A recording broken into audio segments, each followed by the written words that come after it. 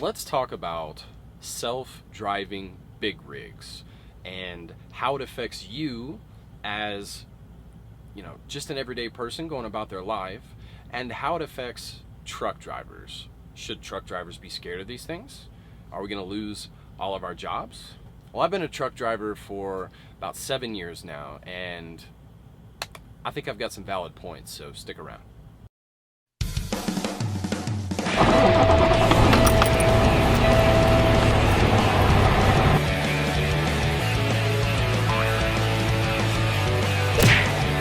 A lot of truck drivers, and even people that are thinking or considering becoming truck drivers, are very nervous about this autonomous truck black cloud that looms over the industry. That these autonomous trucks are going to come in and they're going to take over our jobs, and then we're going to be, there's going to be just hundreds of thousands, if that's the number. I don't even know how many truck drivers there are, but a lot of truck drivers out of jobs. And it's just, I don't know, maybe it's out of ignorance, but I think that it's just a little ludicrous. Are autonomous trucks coming? Yes, inevitably so. The question is, though, what's that timeline?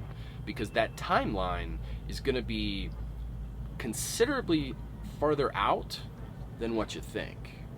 And I'll tell you why. Number one, we do not have the technology yet. Now, hear me out. And this is a good time to go ahead and point out, leave your comment down below. Let me know, what are your thoughts on this subject? Because, this video could get very, very colorful. And quite frankly, I think I'd find some humor in a lot of you guys' comments. So please leave a comment. And if you do wind up enjoying the video or even disliking the video, do one of these.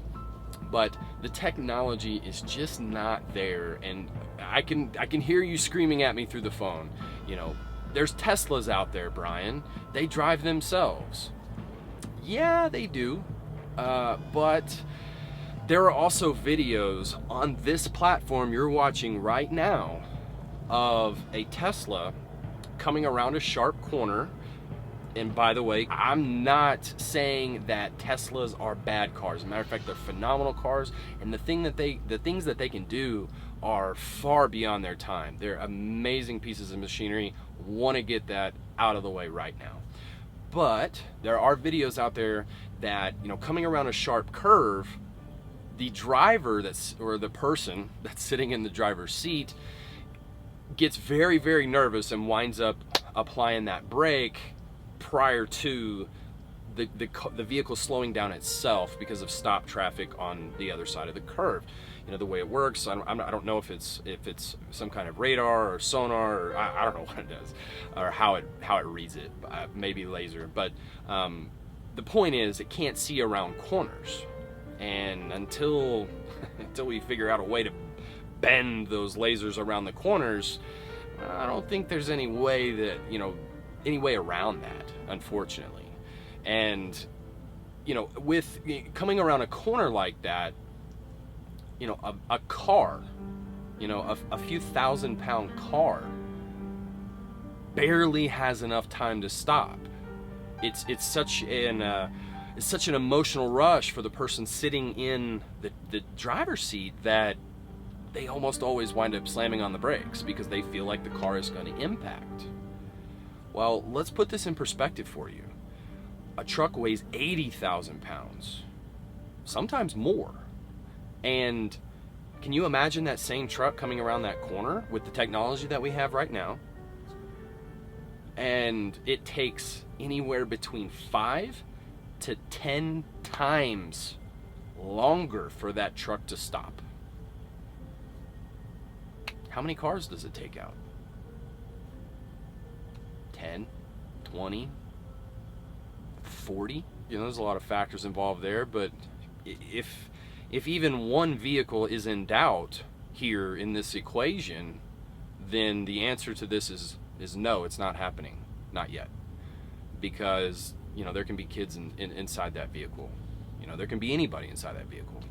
But, we just do not have the technology yet. So What would it take to see around corners? Well, we would need some kind of computer system integrated into the roadways, integrated into... I'm not an engineer, I don't know. I don't know what all it would take, but the amount of information that it would take in order to read everything, the car speeds, the car weights, the truck, the stopping distance, the cars that are accelerating, the people that are changing lanes, the road conditions, all of these things need to be processed like that. And taking in all of this information on this mass of a scale, we're talking about, even if they did it on one interstate, let's say they did it for 10 miles, what would be the cost in redoing just that 10 mile of track, adding in some software that probably only the government has access to right now? I mean, and then on top of that, you have to put some kind of software into the cars and the trucks and everything to be able to read all of that. And that we're just talking about software right now. We're not even talking about the hardware. Actually, into the roads, that would have been the hardware, but you get what I'm saying. The infrastructure that it would take to implement autonomy, true autonomy, is off the charts. Now, can a truck drive itself in a straight line, across America, stay in one lane? Yeah, I mean, we have that technology. That's pretty simple. But what about when it's snowing and all the snow is covering the paint that's on the roads, and that's what it uses to see? How about that? Or how about a heavy rain where it can't really pick up the cars that are, beside you? What about them? How about the vehicle or the 18-wheeler that's going down the road, and you've got a four-wheeler, that's what we call you guys, a four-wheeler come flying up, and there's an exit coming up that's a quarter mile ahead. I already know what this car is going to do. You know it too. He's going to pass me, and he's going to dart off the interstate. See it almost every day. And I see it across multiple lanes. Which, by the way, don't do that if that's you. But I know what that car's about to do. And almost all the other truck drivers can anticipate what that vehicle is about to do. But to a computer, all that it knows is that there's a vehicle that's speeding, if it can figure all this information out, that's coming up, right beside us.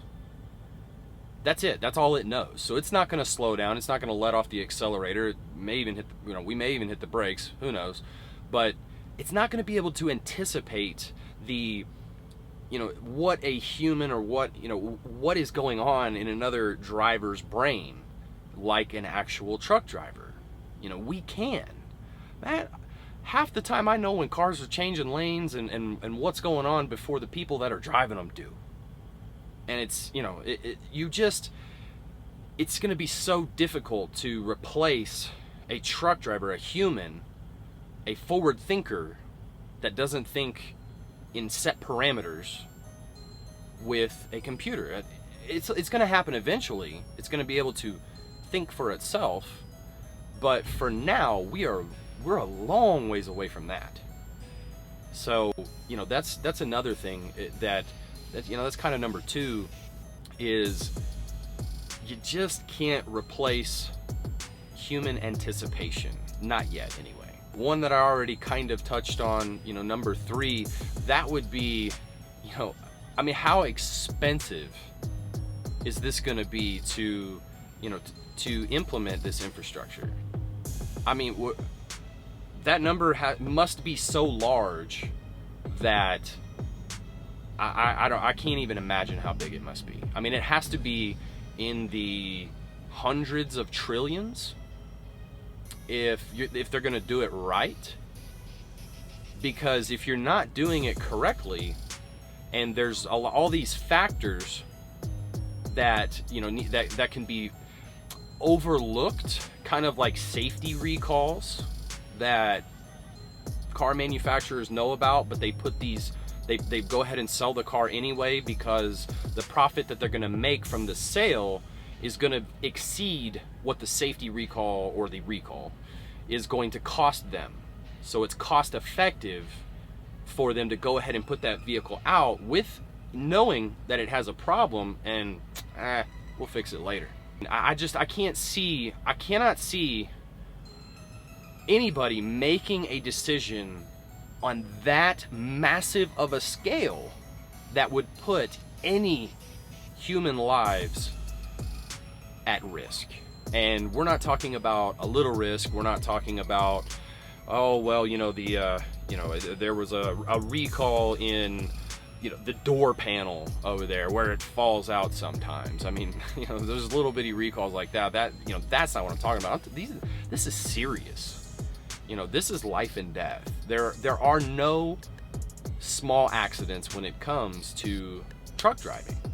There's just not. You're talking about extremely heavy equipment at high speeds going down the road. And I would like to think that our greed has not surpassed our humanity to the point that we would put so many people at risk unnecessarily, because it's completely unnecessary for now. Now, from a business perspective, I understand why this would be a good thing. You no longer have to pay the drivers, so the money that you're now paying the driver can go towards the extra maintenance that it's going to cost you, because the trucks can now run 24/7. So the productivity is going to go way up, and it's going to be able to cover the extra expenses that are going to come across or come up with a truck being able to run round the clock essentially, and the added maintenance that's going to come with it as well, and even the hardware that would need to be built into the truck. It would far exceed that. I'm sure that profitability would be extremely high. Productivity goes up. Reliability, as far as the freight being on time, goes up. Being able to tell your customers that, yeah, it's going to be there at 7:45 p.m. next Tuesday. Being able to really nail it down that well would, that makes everybody happier. That's just better customer service. So there are a ton of benefits that are involved with, autonomy of trucks.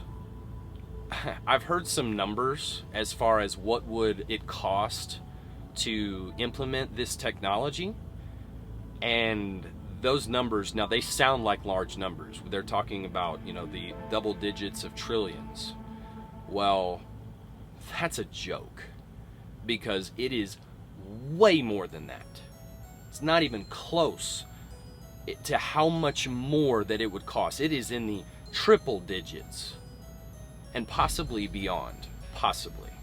But double digits of trillions, I mean, no way.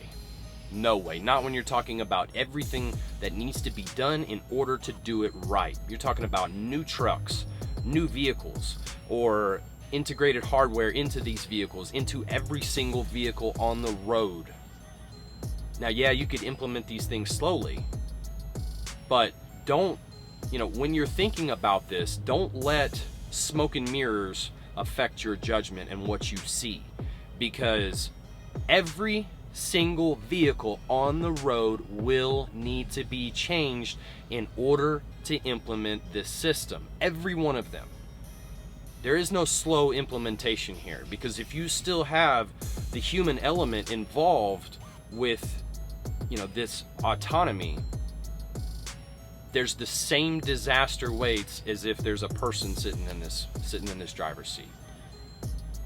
So that's, those are what I think. Those are my thoughts on the situation. Another YouTuber talked about the insurance, that the insurance price would just balloon. Balloon's not a good word for it. It would hop on a rocket ship and it would fly 4 galaxies over, because there's no small accidents in trucking. And how reliable is it? I mean, this device here, this is great. I love my phone. I get to speak to my children. I get to see them all the time because of this. And it's a phenomenal device. It works well 95% of the time. What about the other 5%? You willing to take that chance? I'm not. I wouldn't want my family on the road. But hey, that's just me. And then lastly, we cannot implement autonomous trucks because when artificial intelligence takes over, Skynet is going to take all of these trucks and they're going to take us all out. Stay driven.